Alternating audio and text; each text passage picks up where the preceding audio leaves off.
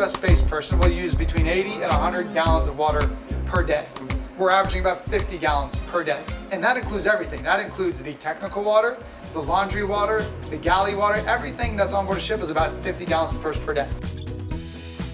They are modern day wastewater treatment systems that you would see on land. We're using live biological bacteria to consume nutrient loads.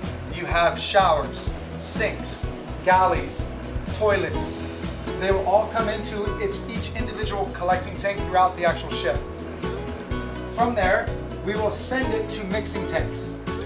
From there, we send it to a bioreactor. A bioreactor is no different than your stomach, where you have living bacteria that are consuming nutrient load. From here, from the bioreactor, we send it to DAF units. DAF units is just a fancy term for dissolved air flotation. The water will actually come in from here, will bubble up air.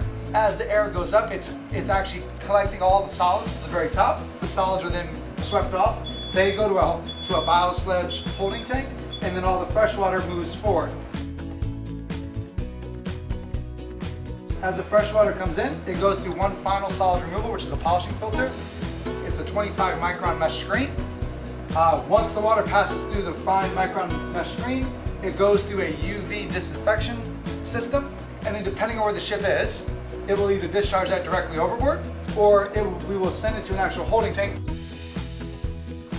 3 ways of dealing with bioresidue. One is incinerating it on board. The second one is landing it. Landing it becomes a difficult issue because we are an internationally flagged ship, and because of that, we deal with agricultural laws.